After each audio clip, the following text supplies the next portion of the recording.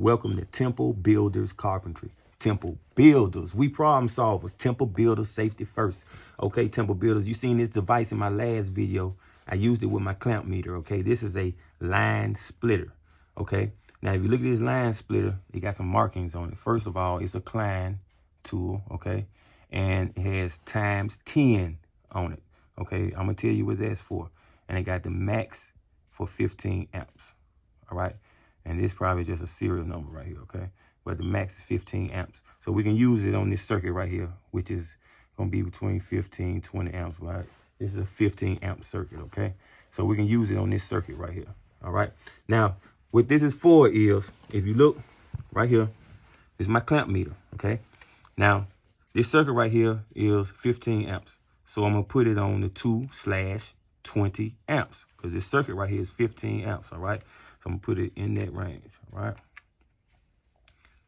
Okay, right now, I'm not picking up any, okay, energized circuit. Let me turn my light on so you can see I got 0.00, okay?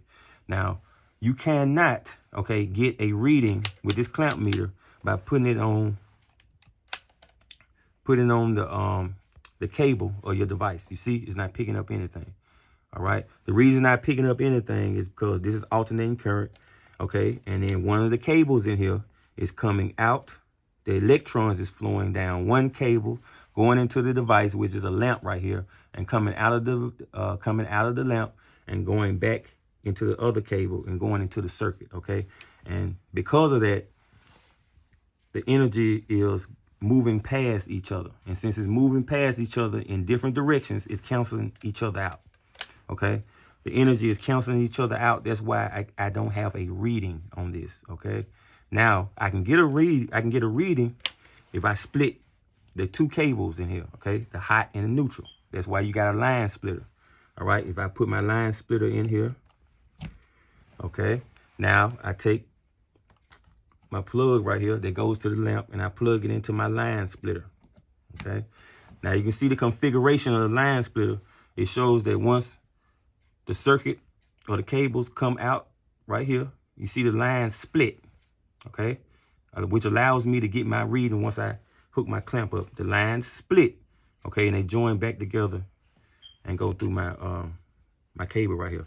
But let me show you how I can get my reading, okay? So I got it on I made another mistake. I got it on 2/20 amps alternating current.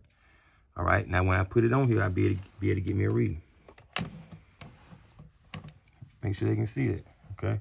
See, they reading 2.35, and they go to A right there. It stands for amps, okay? Now, if you remember earlier, when I showed y'all, come over here for they can see this on top right here. It says times 10. On this line splitter, it has times 10. So what this means is, okay, you can go back now. So what this means is that the reading is gonna come out on this clamp meter times 10. It's times 10 the actual reading, which means you're gonna have to divide this 2.4 by 10, okay? Which is basically just moving your decimal point to the left. So it's not actually 2.4 amps that this is reading, but it's actually 0.24 amps that is reading, all right? So what you have to do, because this line splitter is times 10, okay? I want y'all to get the correct understanding, okay? Which means that you're going to divide the reading that your clamp meter is giving you by 10 to get an accurate reading, okay? And that's the deal with line splitters, how you can get your amperage, all right? So hit the like, comment, subscribe, become my apprentice. Temple Builders.